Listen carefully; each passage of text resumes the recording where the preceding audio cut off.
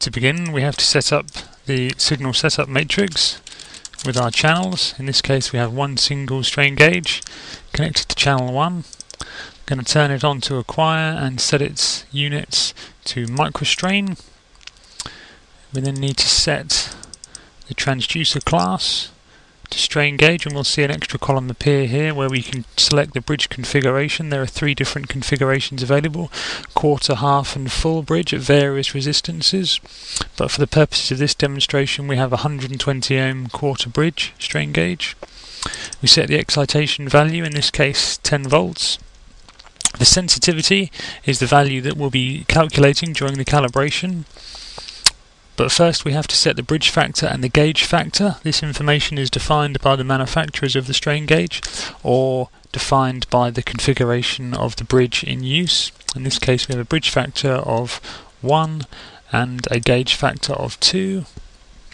So if we now click on the single channel setup and calibration button, and we can see we're looking immediately at the calibration tab here. There's also a setup tab which shows us various information about this particular channel, and we can change to any one of the channels available in our particular front end.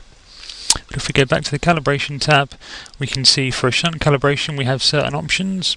The pre-input level allows us to input a certain amount of strain if that already exists within the system and is known.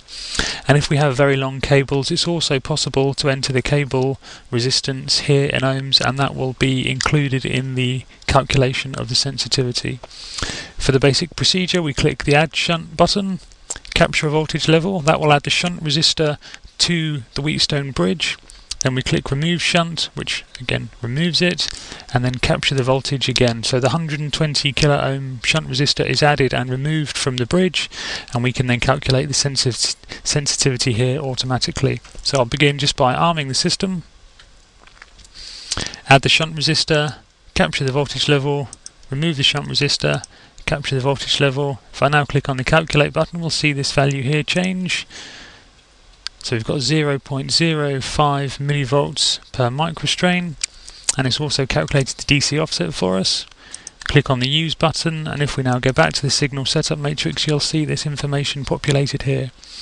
Additionally, it's also possible to calibrate multiple strain gauge channels at the same time, just using these buttons which are available as part of the P8000 software here.